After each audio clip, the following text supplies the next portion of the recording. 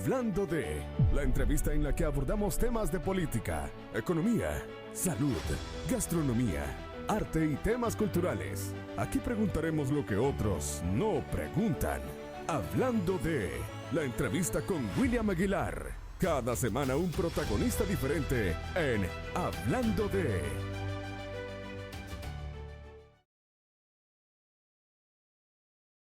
Hola, ¿qué tal? ¿Cómo están? Muy buenos días. Gracias por estarnos acompañando en esta entrevista. Tal y como lo prometimos, hoy estaríamos platicando con la licenciada Betty Arana para analizar un poco el tema de las recién pasadas elecciones de consejos municipales y el Parlacen, pero también la elección presidencial y qué ha pasado con el FMLN y Arena, cuál es la salida que tienen estos partidos políticos y otros que también hicieron un mal papel en estas elecciones que recién han pasado. Antes de comenzar este programa, quiero, como siempre, agradecerles a todos ustedes que nos ven a través de las diferentes plataformas, tanto en Facebook como en YouTube. También gracias por estarnos viendo. Betty, bienvenida.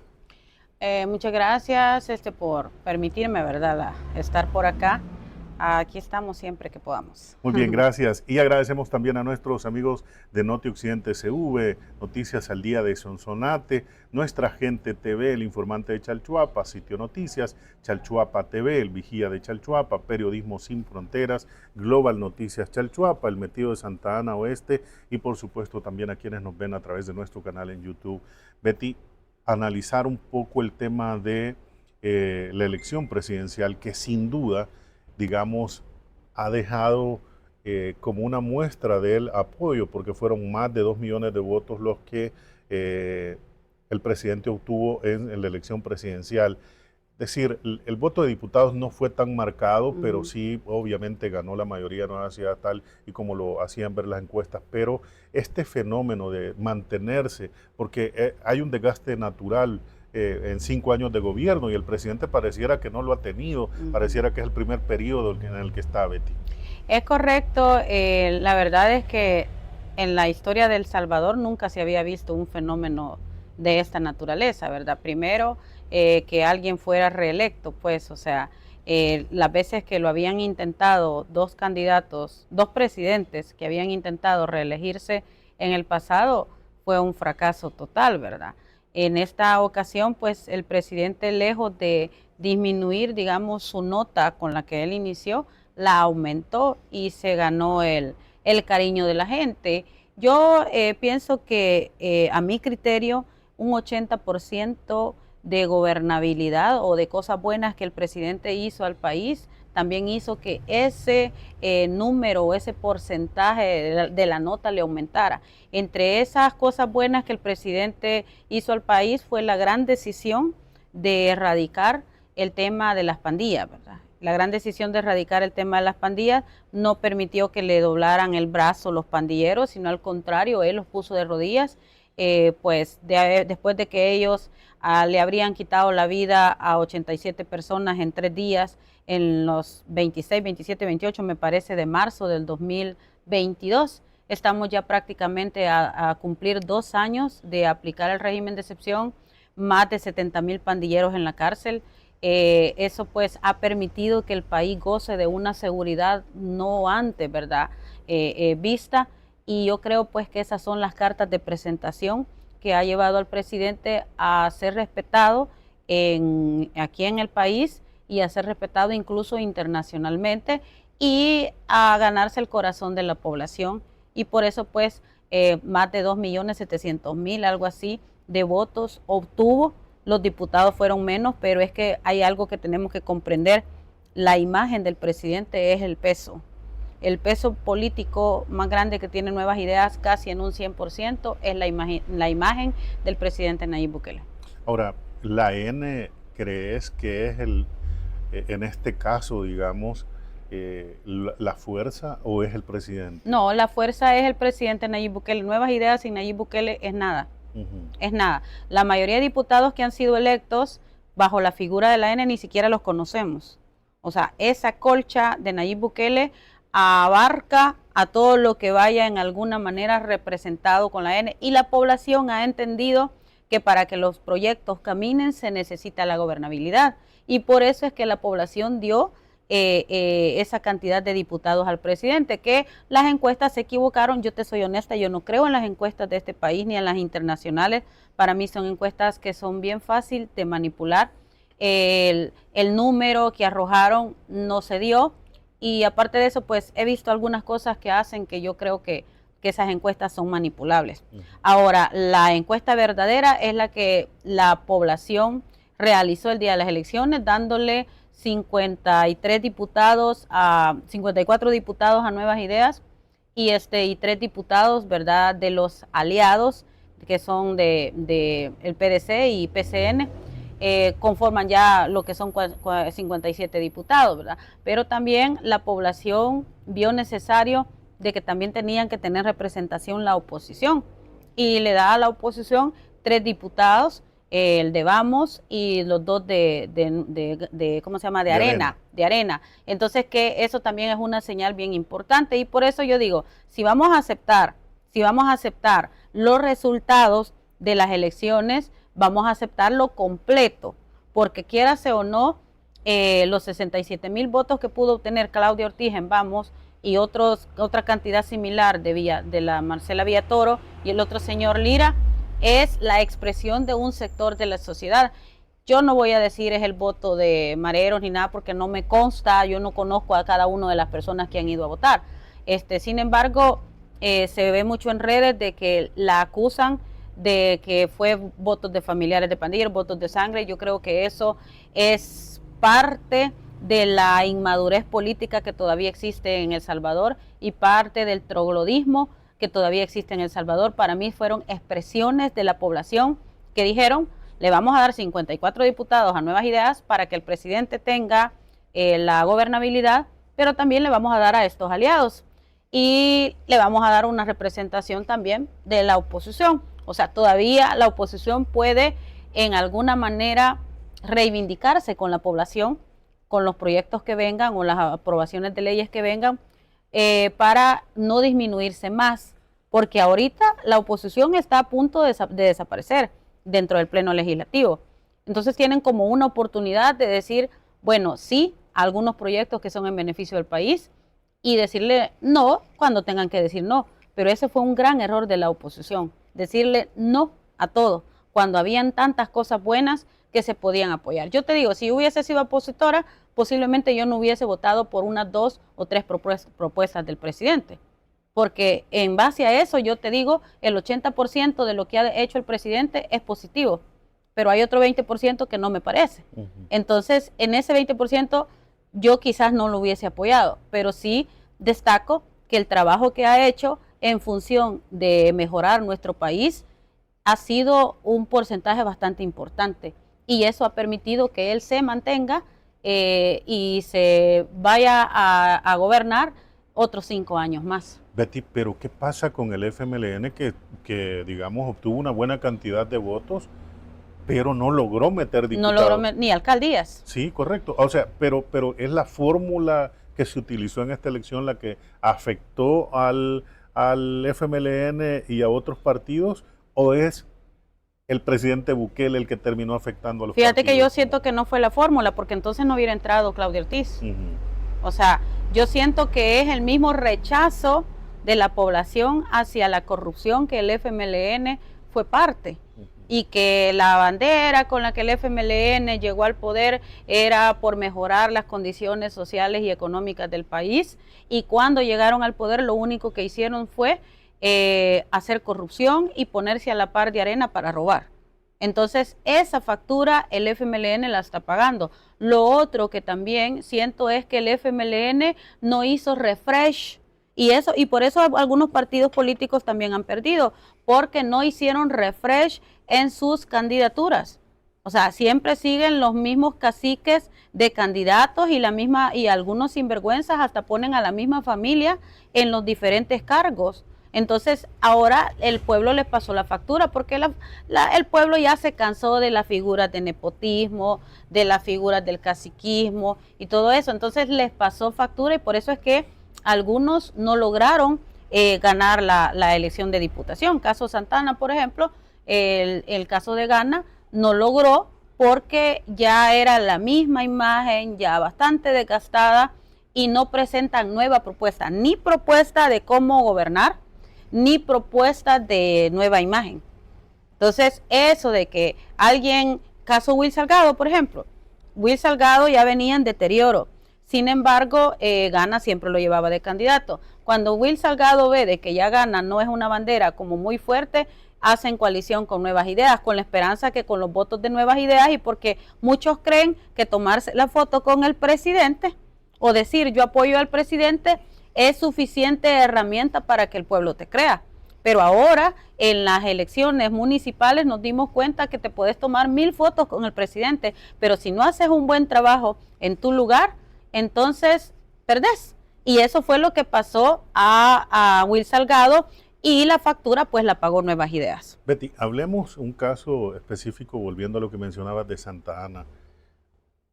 Al parecer no hubo rompimiento entre la relación Nuevas Ideas en las cúpulas, es decir, cúpula Nuevas Ideas y Gana, pero sí, por ejemplo, en Santa Ana hubo encontronazos fuertes entre el candidato de Nuevas Ideas a la alcaldía de Santa Ana Centro con Gana específicamente, y hasta se dio un tema de que Juan Carlos había asistido a un conversatorio y lo señalaron de que había firmado acuerdos con Arena, cuando sabemos que eso no... Sabemos que lo que pasa es que, mira, para que nuestros amigos, amores iba a decir, como yo así les digo en mi canal, para que nuestros amigos comprendan cómo funciona un poco la política, es que ahorita hay algunos personajes de la política de Nuevas Ideas que tienen algunos medios de comunicación que los dirigen ellos. Entonces, cuando te tiran de un medio de eso, te empiezan a tirar todo, solo copian y pegan. En las redes sociales solo copian y pegan la información. Y eso fue lo que le pasó a Juan Carlos. Que Juan Carlos mandó un mensaje en política vos tenés que cuidar hasta tu forma de vestirte. Sí. Juan Carlos llega a ese evento con una camisa cuadriculada con los colores blanco, azul y rojo. Eso fue un mal mensaje. Juan Carlos tuvo que haber revisado eso. Entonces vienen y los malvados, ¿verdad?, que querían hacer pasar esa información como errónea, los malvados le toman fotos por el lado de atrás. Sí. Cuando estaba firmando el agente de Arena, entiendo que era todos los partidos políticos, era una cosa de COFAES. Un conversatorio. Ajá, de COFAES, COFOA, que es lo que ve lo de las tierras, ¿verdad? Sí. Entonces, después, el malvado de atrás, que hizo las fotografías de atrás, lo circula y empiezan todos esos medios que son apéndices satélites de un medio de allá por la casa presidencial, ¿verdad? Y el tiro era para destruir a Juan Carlos, ¿verdad? Entonces, después se aclara, pero ya que aclaran 10, pero te han 300 te andan atacando. Entonces, o sea, como que hay desproporción, ¿verdad? Pero eso yo siento que fue parte de la jugada estratégica que tal vez Nuevas Ideas tuvo para desgastar aún más la imagen de Juan Carlos. Pero Gana, al igual que todos los partidos políticos, deben de hacer reflexión interna, porque la gente ya no quiere ver las mismas caras. Vaya, por ejemplo, Juan Carlos, 12 años de diputación, no se le vio un liderazgo en la Asamblea Legislativa.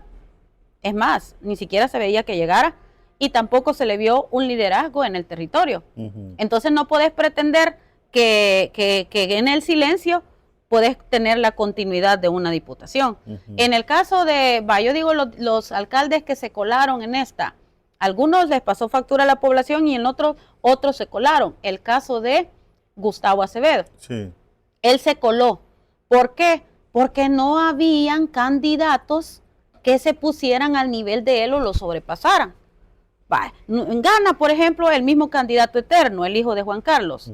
Eso se ve mal. Y Juan Carlos, yo se lo he dicho muchas veces, en persona. Eso se ve mal, que vos a tu familia estés impulsando y la demás gente, ¿qué? Entonces, ¿para qué voy a apoyar yo a alguien que solamente a su familia mete? ¿Verdad? No. Entonces, eso se vio mal. Aparte de que el liderazgo de Eric no era un liderazgo como tan fuerte como para venir a ganarle a Gustavo. Y lo mismo los otros candidatos que ni siquiera los conocimos. Yo, por ejemplo, no sé quién fue el PSN, quién fue el del PDC. Entonces, las imágenes que estaban peleando contra Gustavo eran imágenes totalmente débiles. Entonces, por inercia quedó el menos peor. No porque sea bueno, no porque sea el gran alcalde, sino que quedó el menos peor. En el caso de Chalchuapa, este señor que se cree actor de cine. Aquí este señor en Chalchuapa entiendo que no fue aceptado el pura uva, pero en los otros lugares el pura uva no los trabajó. Entonces esos lugares se convirtieron en la fortaleza de nuevas ideas para ganar Santa Ana Oeste, ¿verdad? Entonces todos esos aspectos tienen que verlos los partidos políticos. ¿Cuáles fueron sus errores? Aparte de ser malos funcionarios, huevones, aparte de todo eso, y aparte otro elemento quizás el más fuerte que hizo que muchas alcaldías se perdieran de nuevas ideas, porque aquí hay un perdedor grande y no es el FMLN y Arena, ellos fueron derrotados, ¿verdad?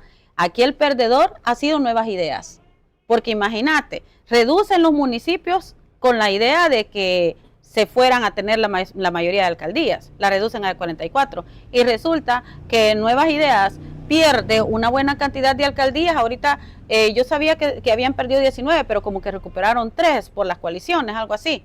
Entonces, el perdedor aquí fue Nuevas Ideas, pero ¿cuál es el mensaje que te está mandando la población? ¿Cuáles son las debilidades de los alcaldes a nivel nacional? La debilidad es que no tuvieron recursos para trabajar en las comunidades. ¿Y a dónde es que se estaban trabajando esos recursos? En la Dirección de Obras Municipales. Les quitan el FODES, antes se hueveaban el pisto. Yo pienso que no debieron haber quitado el FODES, sino que debieron haber mejorado la Contraloría, o auditar más seguidamente para que los alcaldes y los concejales no se huevearan el pisto.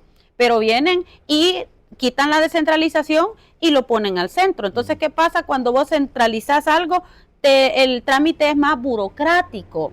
Entonces la DOM llevó 2 proyectos a cada municipio, pero se olvidaron de las comunidades en el área rural. Se olvidaron de proyectos de agua, se olvidaron de proyectos de conectividad, que son las calles, se olvidaron proyectos de energía eléctrica y proyectos sociales. Se olvidaron de todo eso. Entonces aquí la culpable al final quizás no es solo el trabajo o mal trabajo que hicieron los alcaldes.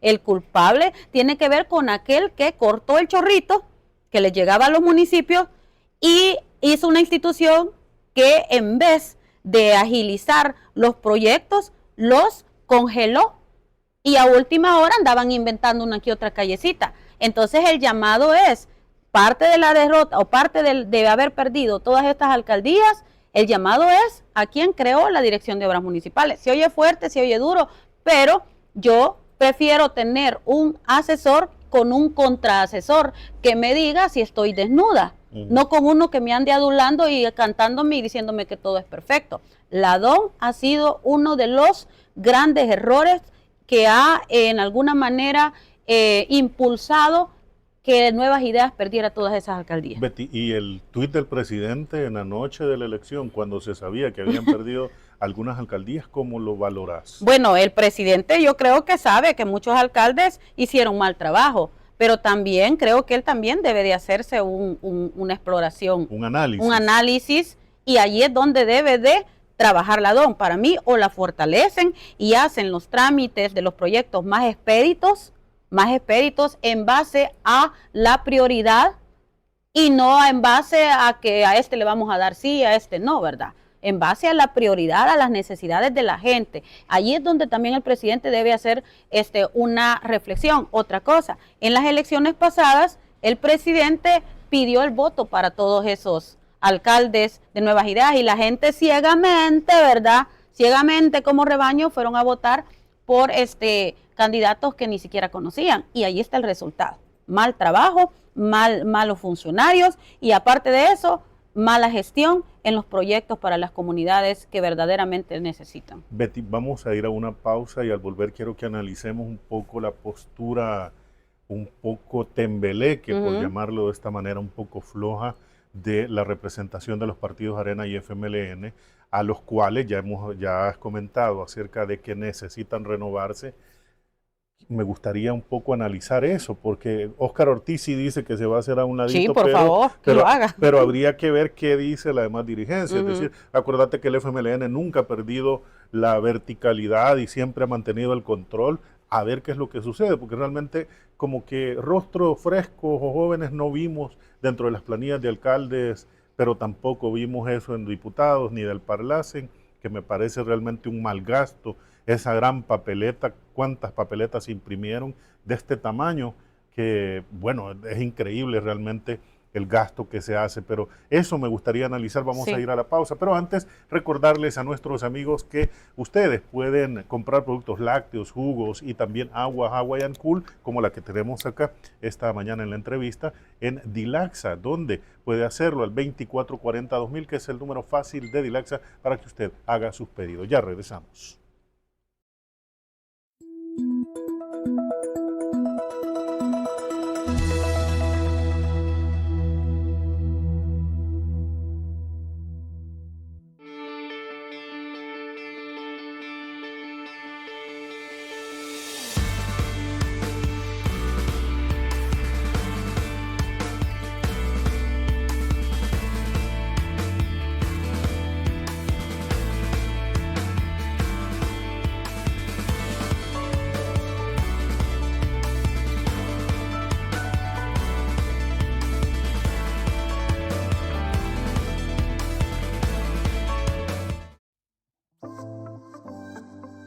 El profesor Ricardo Saz ha puesto en práctica lo aprendido en el arte de la pintura.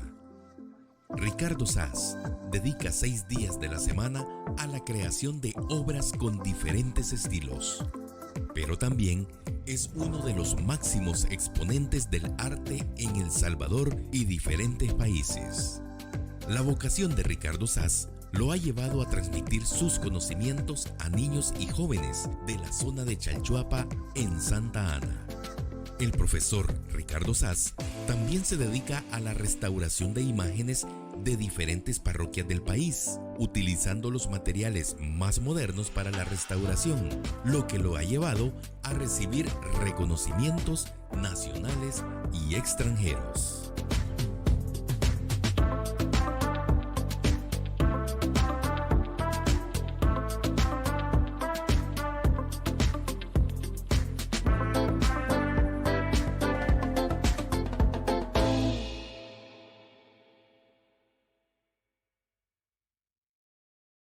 Intermedios Digitales. Somos un grupo de medios creados para llevarte la información veraz y oportuna.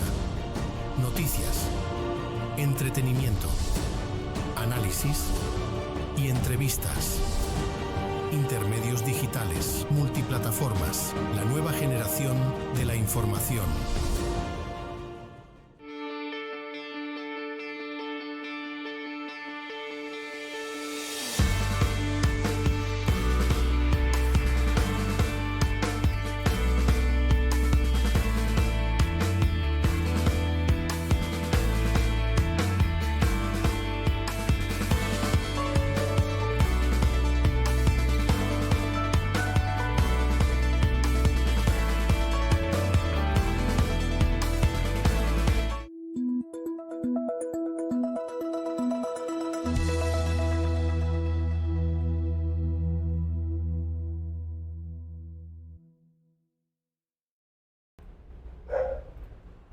Bueno, muchísimas gracias por continuar con nosotros. Estamos platicando con Betty Arana, analista político, y estamos viendo un poco los parámetros de lo sucedido durante la elección presidencial, y hemos hablado un poco de la parte local también en cuanto a los municipios, pero antier el presidente o el secretario general del FMLN, Óscar Ortiz, da declaraciones diciendo que aceptan que hubo errores durante la campaña, y también dice que se va a hacer a un lado, pero ¿qué pensar de ese discurso? Y también del presidente del COENA, que recibió críticas de la diputada Villatoro, diciendo que no ha recibido una llamada de él, o no se han reunido para poder abordar el tema de la agenda nacional que van a llevar después, que solo son 2 diputados de Arena, que en este caso es Francisco Lira y la diputada Villatoro. Pero Saade no dice me voy a apartar, que en periodos pasados hay presidentes que perdían la elección y el siguiente día estaban renunciando a la dirigencia del partido. ¿Cómo ves estas cosas? Bueno, primero en el caso del FMLN, desde el instante que Óscar Ortiz empezó a dar declaraciones de darle golpe de Estado al presidente Nayib Bukele, desde ese instante que lo callamos, porque yo fui una de las que fue a presentar un aviso a la Fiscalía en contra de Óscar Ortiz y de Julio Olivo por haber ofrecido golpe de Estado, y yo creo de que ellos cometieron varios delitos al decir eso en medios de comunicación. Óscar Ortiz se quedó callado por un buen rato. Es más, yo pensé de que Óscar Ortiz ya no era el secretario general del partido, porque esa era la delicadeza de haber ofrecido golpe de Estado al presidente, que él era el secretario general del partido y un ex vicepresidente del país. Entonces esa era la delicadeza, y el otro es un magistrado del Tribunal Supremo Electoral. Entonces, cuando ellos se quedan callados, porque quieras o no, el aviso hizo que se quedaran callados, entonces yo dije, este señor se va a retirar. Él lo hubiera hecho en ese momento, porque en vez de sumarle al partido con esa cola peluda que traen de corrupción, lo que hacen es bajarle la credibilidad al FMLN, el mismo caso de Arena, ¿verdad? Bajarle la credibilidad al FMLN. Entonces, volvimos a ver rostros como el de Karina Sosa, las señoras que se quisieron reelegir. Entonces, venimos a ver los mismos rostros que la gente ya estaba cansada. Es que un político debe entender que hay momentos que ya no debe de participar y retirarse por la puerta ancha y con recoger un poquito de cara que les queda, recoger un poquito de dignidad e irse por la puerta ancha. Entonces ahorita lo que ha pasado es que los mismos sinvergüenzas de siempre volvieron a intentar reelegirse y la gente ya no les cree. Y como la gente ya no les cree, pues terminan hundiendo al partido. Ahora entiendo, porque ayer estaba yo en otro panel con alguien del FMLN que fue candidato a diputado, y él hacía esa misma reflexión de que era importante de que se refrescaran con nuevas imágenes y no solamente revisar el tema de los rostros, sino que también revisar el tema de la estrategia. Ningún partido político en estas elecciones hicieron trabajo territorial. O sea, nosotros no vimos partidos políticos haciendo trabajo territorial normal, no esperando a que llegue la campaña, sino que, ¿qué es el trabajo territorial de un partido político? Always, digamos, siempre es andar visitando las comunidades, buscar las necesidades de la población, llevarlas a sus diputados, exponerlas en la Asamblea Legislativa, también organizar. No hubo trabajo de organización de parte del FMLN ni de Arena. Entonces también esa es parte de los mea culpas que ellos deben de reflexionar. O sea, no hicieron trabajo territorial organizativo, no hicieron trabajo territorial de búsqueda de necesidades de la población para exponer los verdaderos problemas sociales, sino que se dedicaron, los que siendo diputados, se dedicaron a atacar la imagen del presidente Nayib Bukele, a decir, ustedes son así, ustedes son allá. O sea, igual los de Nuevas Ideas, ¿verdad? También nosotros somos los mejores que ustedes. Entonces yo esos discursos siento que ya deben de bajarle en esta elección, de que yo soy el San Super y que ustedes fueron los peores. Eso ya deben de bajarle, porque eso no sirve de nada. Allá afuera están un montón de comunidades con múltiples necesidades y es allí donde se deben enfocar. En vez de estar hablando mal del presidente, yo siempre se los decía en algunos paneles, en vez de estar hablando mal del presidente, mejor vayan a las comunidades y lleven esas necesidades a donde tienen que llevarlas. Yo lo hago a cada rato y no soy funcionaria pública, no me pagan un sueldo por hacer eso, lo hago por amor. Pero si yo lo puedo hacer, a pesar de que no tengo recursos, ¿por qué los funcionarios públicos no lo hacen? Esa es una gran pregunta. Entonces, parte de los problemas que tuvo el FMLN es la falta de liderazgo, la falta de organización territorial, la falta de empatía con las comunidades más necesitadas. Arena también tuvo los mismos problemas. Entonces, ¿qué deben de hacer estos dos partidos políticos? Aceptar la mea culpa, revisarse y cambiar la estrategia de el marketing político, la estrategia de acercarse a la población, la estrategia de desenfocarse de la imagen de Bukele y trabajar verdaderamente por la gente que lo necesita. Eso es lo que deben de hacer. Pero ahorita en Arena hay muestras grandísimas de que hay un grave problema de comunicación interna. Imagínate qué terrible que dos liderazgos de un partido político tengan que comunicarse en redes sociales, en X. O sea, cuando esos temas los debes de manejar internamente, una encerrona después de elecciones. Es una encerrona. Ahí tienen que ponerse de acuerdo quién de los dos, entre Marcela y Lira, van a ser el jefe de fracción. Y eso ya tuvieron que haberse organizado o reunido con la estructura del Partido Arena. Esas peleaderas que les agarra de que como que son dos mujeres un camino, o sea, la novela mexicana, eso yo creo que en políticos se ve bien mal.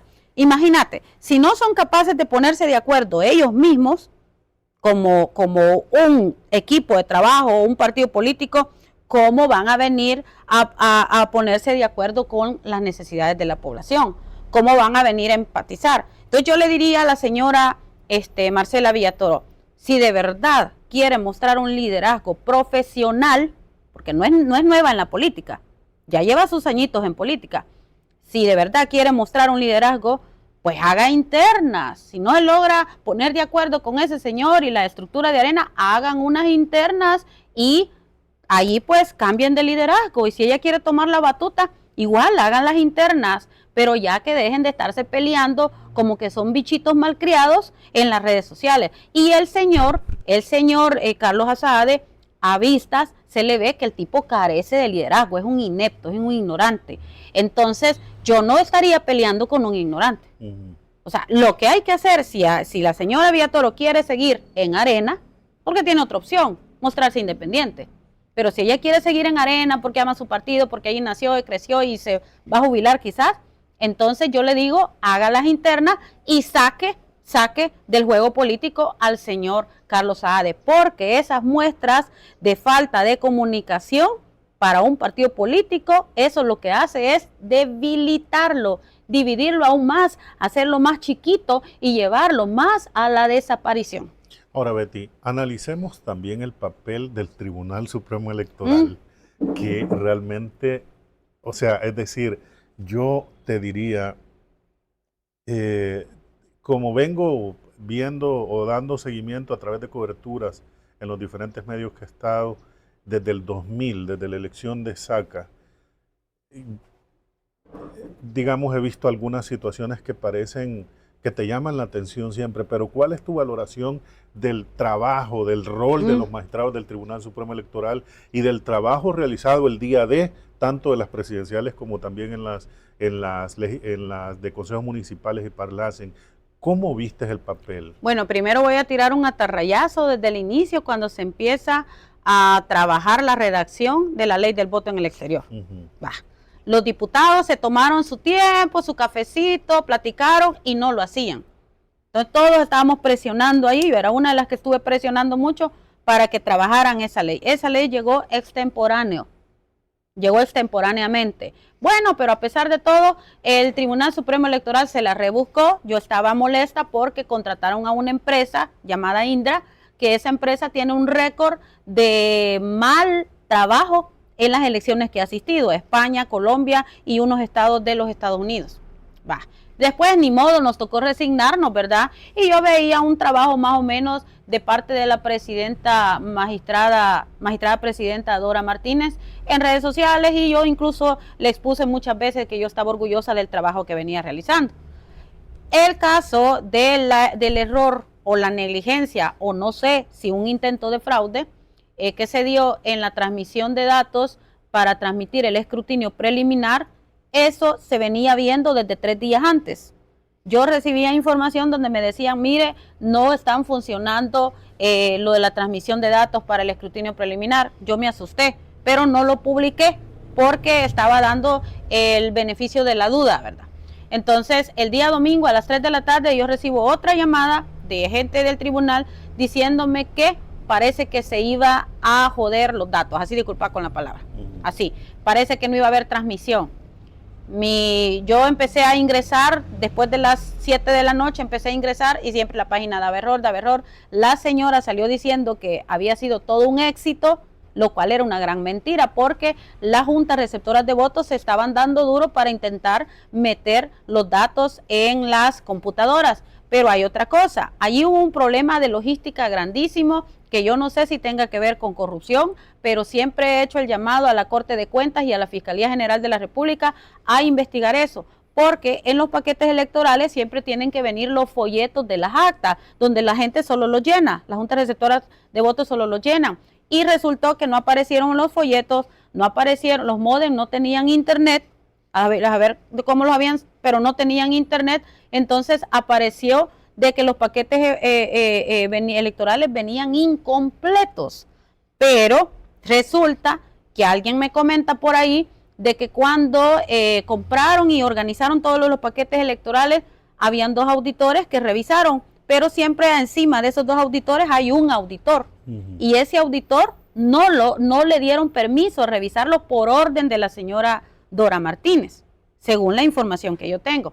Entonces el auditor no pudo contactar que los paquetes electorales fueran completos. Desde allí hubo una negligencia grande, porque para poder introducir los datos en la transmisión tenías que tener el módem. Correcto. Ajá, y cosas así no estuvieron. Y el papel. Exacto. Entonces, ¿cuántos módem faltaron? ¿Cuántos folletos faltaron? ¿Cuánto papel faltó? Todo eso se reduce en recurso, en dinero que se les dio, porque el tribunal no puede decir aquí no hubo dinero. El tribunal se bañó de dinero para trabajar estas elecciones.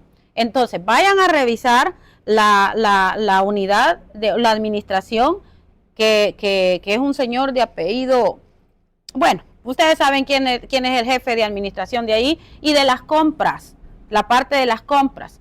El otro caso es que se entiende que quien no logró controlar también lo de la transmisión de datos fue el jefe de informática, que a él le andan cayendo todas las pedradas. Pero también hay otro asunto, y eso yo no sé si los medios de comunicación ya se percataron de ello. Yo lo sé por información del mismo Tribunal Supremo Electoral.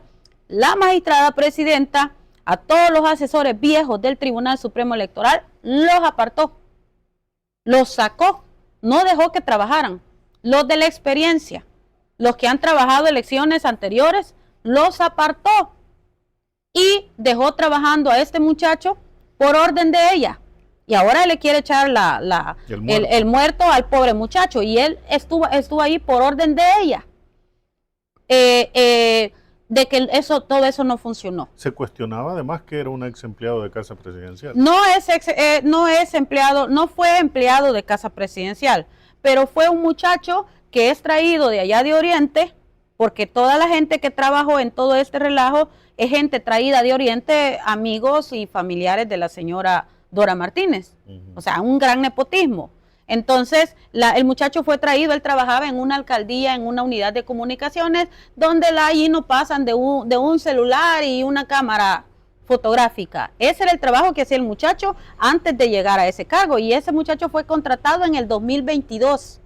O sea, no fue contratado hace un año, fue contratado en el 2022. Entonces, sí te puedo asegurar que es mentira que haya trabajado en Capre. Lo que pasa es que la señora se entuturutó toda cuando fue al canal de televisión, y en vez de salir por quitarse quizás el problema, ¿verdad?, le echó la culpa al muchacho y dejó en duda esa parte, pero realmente el muchacho no ha trabajado en Casa Presidencial, porque en el Tribunal Supremo Electoral viene trabajando desde el 2022, y su experiencia viene de una alcaldía o una unidad de comunicaciones chiquitita que, como te digo, solo toman fotos. Entonces, ¿a quién tenemos que responsabilizar? A la señora Dora Martínez.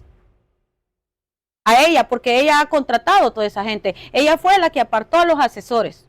Y yo les digo a los asesores del Tribunal Supremo Electoral, porque se decía que posiblemente iban en las elecciones de alcaldes y de Parlamento Centroamericano, se decía que había una posibilidad de que se volviera a cometer el mismo error, porque como que no lo habían superado. Bendito Dios, lo superaron.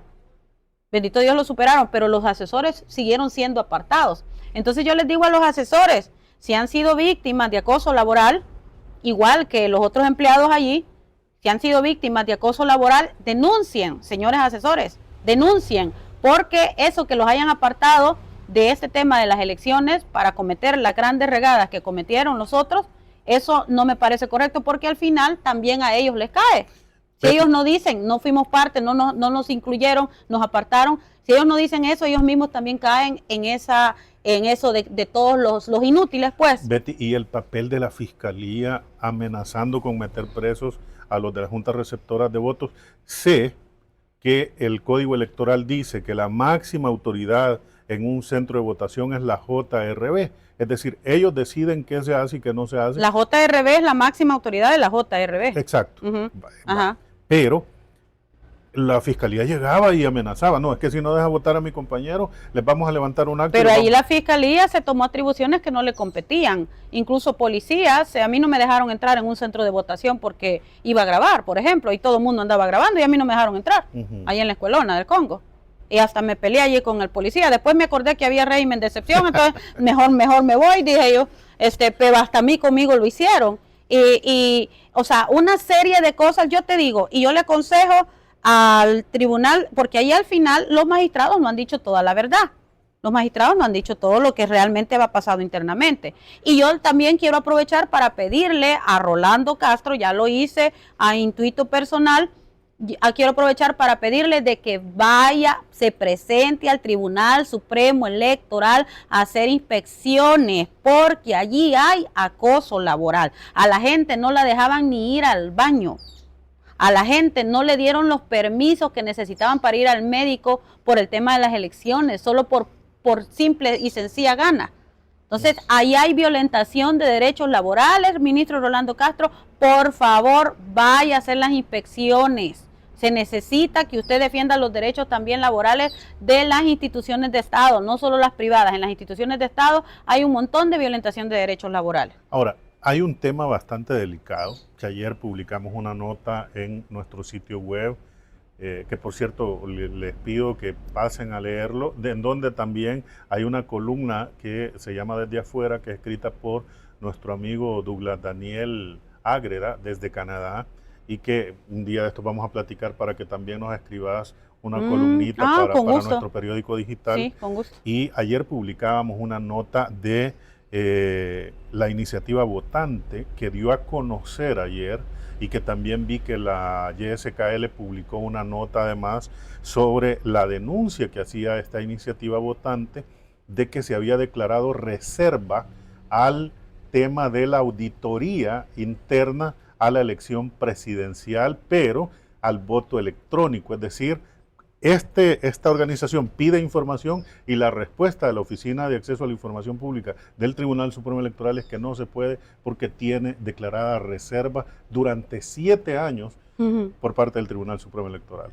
Ya se hizo una práctica esto de andar declarando reservas por 7 años.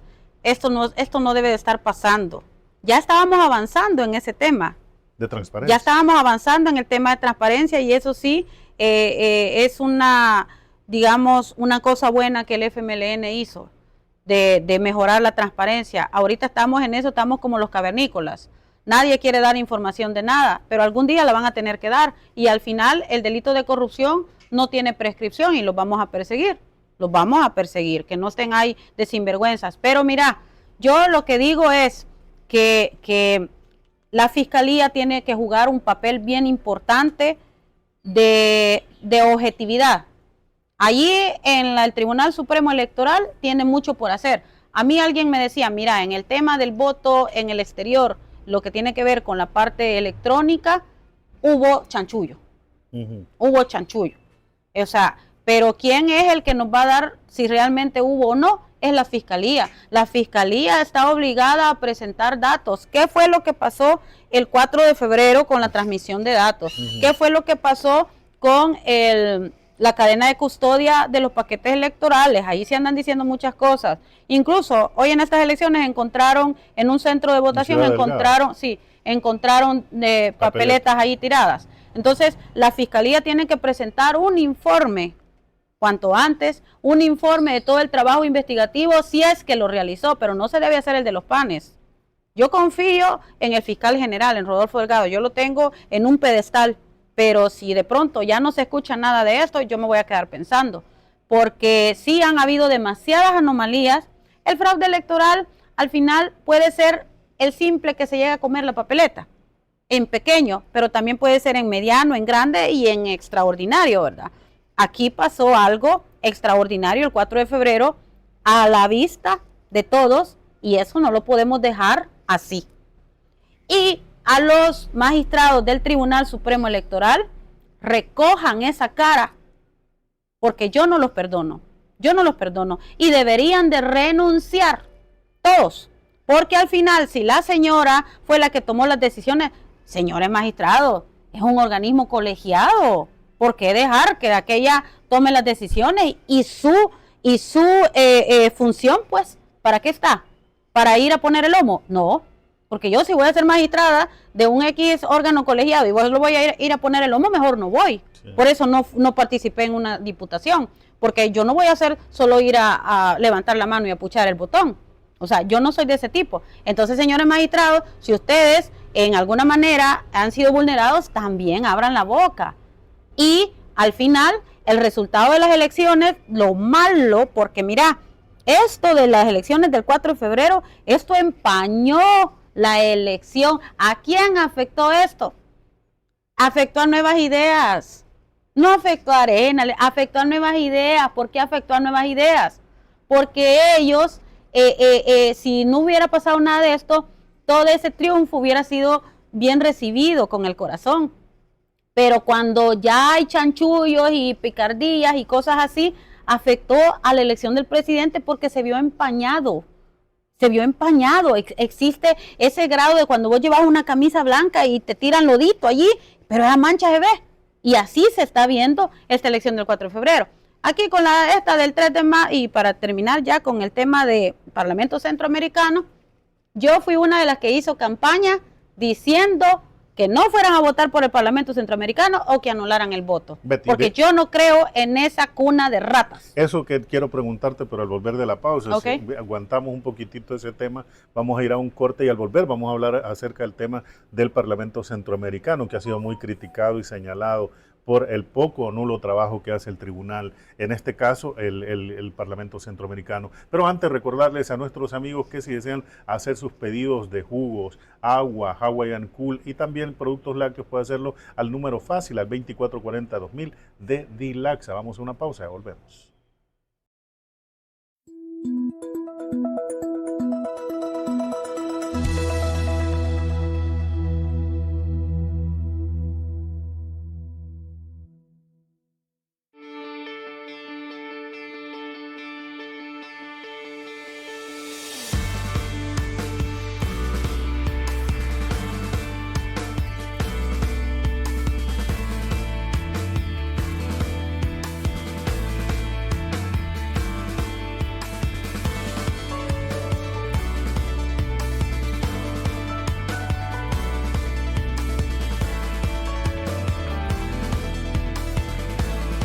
Intermedios digitales. Somos un grupo de medios creados para llevarte la información veraz y oportuna. Noticias, entretenimiento, análisis y entrevistas. Intermedios digitales, multiplataformas, la nueva generación de la información.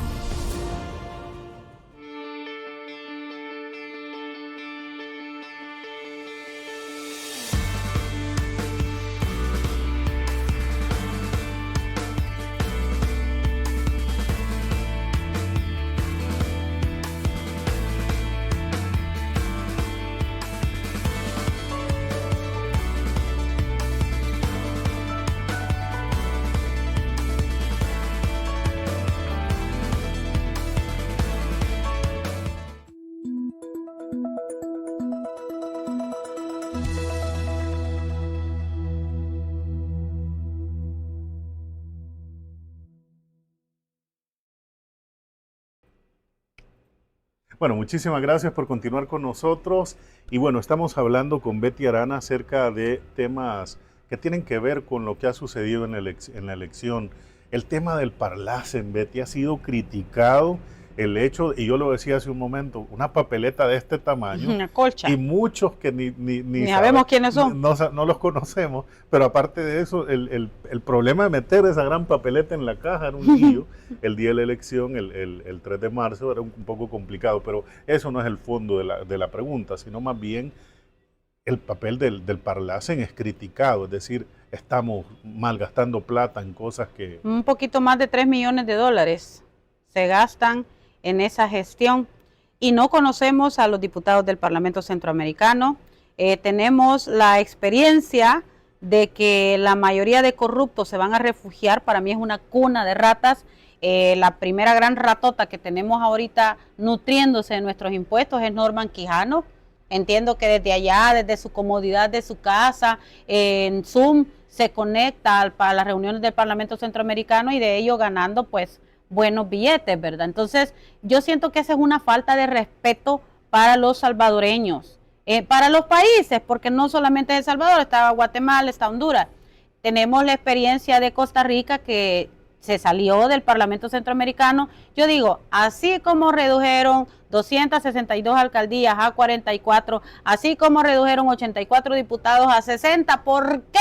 ¿Por qué no renuncian y denuncian el tratado que les permite ser parte del Parlamento Centroamericano? Presidente, esa es una deuda que tienen con los salvadoreños. ¿Por qué? ¿Cuál es el beneficio, el coste-beneficio que tenemos de tener diputados en el Parlamento Centroamericano? El coste es más de 3 millones de dólares que pudiéramos estar construyendo por lo menos 6 escuelas en cada gestión, libre del dinero que se gasta en el trabajo que hace el Tribunal Supremo Electoral para elegirlos. Entonces, el coste es más de 3 millones de dólares que se pueden utilizar para cosas que verdaderamente sirvan para el país. Escuelas, por ejemplo, que están deterioradas, que no tienen ni energía eléctrica, muchas, no tienen ni siquiera los servicios básicos. Eso por un lado. Segundo, tenemos temas bien importantes en Guatemala, que es una amenaza ambiental, que es la mina del Cerro Blanco, en Asunción Mita, y yo no he visto ningún diputado del país velando porque esa amenaza se quite, cuando pudiera trabajarse una especie de un litigio internacional, porque al final, fíjate, si esa mina un día la desarrollan, ¿qué es lo que va a suceder? Contamina el lago Huija, contamina el río Lempa, y el río Lempa abastece a más de un 60% de agua a la capital. Entonces nos jodimos todos, y yo no veo ningún diputado, ni siquiera la presidencia, en el gobierno, yo no los veo preocupados por esa situación. Ya deberíamos de estar tomando decisiones al respecto. Entonces yo digo, si ni siquiera para eso sirven, entonces ¿para qué diablos los tenemos ahí? ¿Conocés vos a los diputados del Parlamento Centroamericano actuales? Yo lo conozco a la señora Karina Sosa, porque ni modo, ¿verdad? Fue una candidata a la vicepresidencia y fue diputada de la Asamblea Legislativa. Pero a los otros que están de Nuevas Ideas, yo no los conozco, yo no sé cuál es el trabajo que hacen, yo no sé cuál es el beneficio que obtengo por tener un diputado o varios diputados ahí en el Parlamento Centroamericano. Sinceramente no obtenemos ningún beneficio. Entonces eso solamente es un gasto público, una grasa estatal, que sinceramente, o sea, no hacemos billetes cuando vamos al baño como para estarlos tirando de esa manera. Betty, analizar un poco el tema municipal. ¿Cuál es el gran reto que tienen ahora los 44 alcaldes en el país para desarrollar? Porque ya vimos que el tema del ADOM pues ha complicado un poco el trabajo en los municipios, pero ¿cuáles van a ser los principales retos que van a tener los alcaldes? Utilizando la lógica, si fueron incapaces los alcaldes, que incluso han salido reelectos, algunos, fueron incapaces de llevar proyectos a un solo municipio, ahora llamados distritos, porque son 44 alcaldías y 262 distritos, ¿verdad? La gente lo entiende al revés, pero es 44 alcaldías y 262 distritos.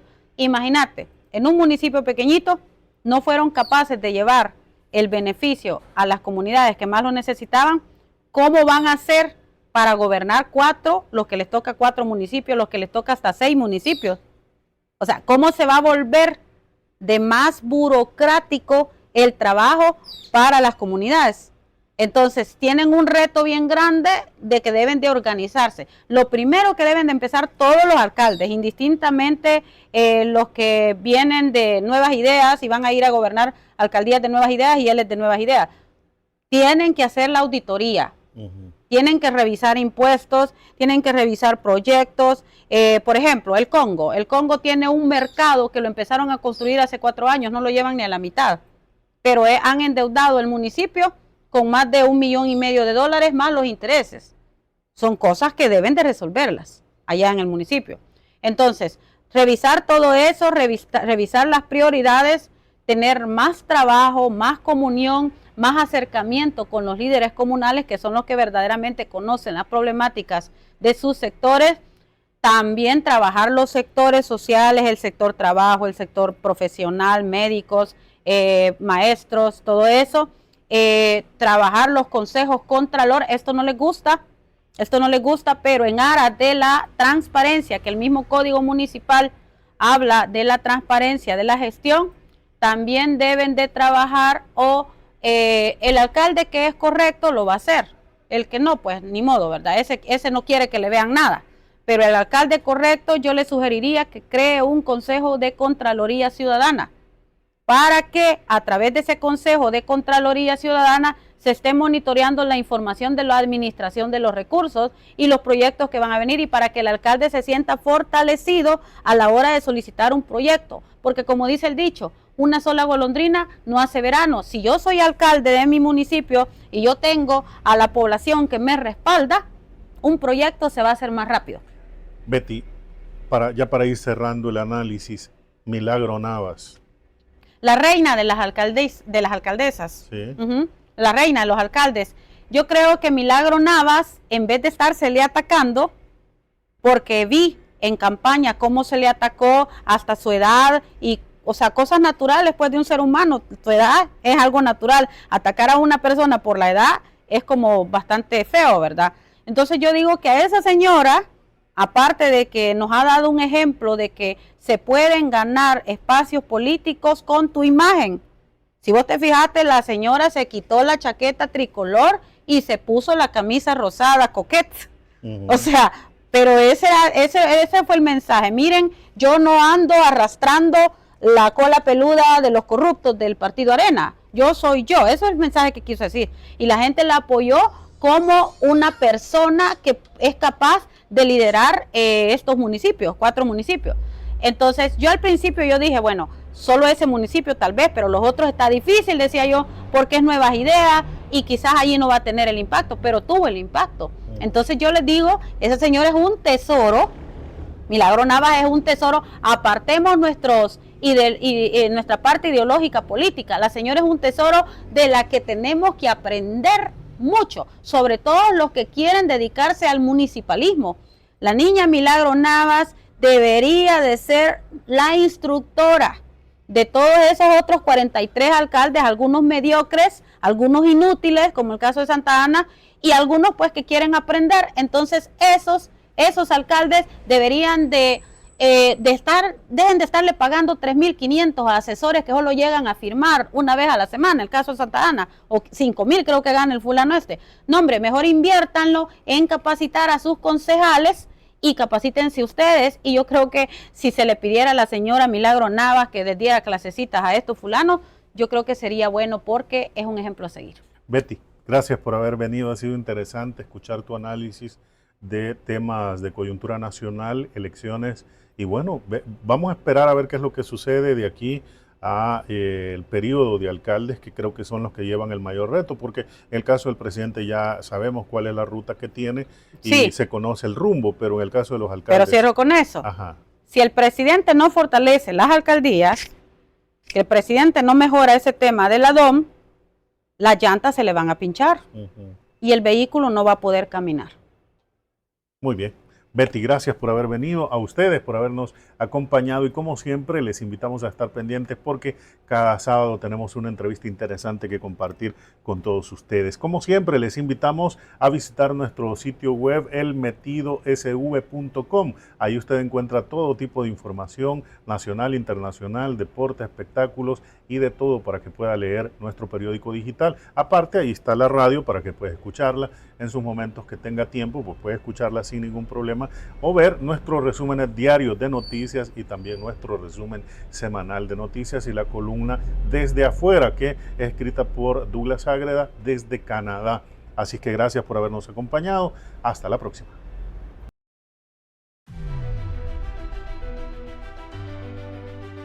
Hablando de, la entrevista en la que abordamos temas de política, economía, salud, gastronomía, arte y temas culturales. Aquí preguntaremos lo que otros no preguntan. Hablando de, la entrevista con William Aguilar. Cada semana un protagonista diferente en Hablando de...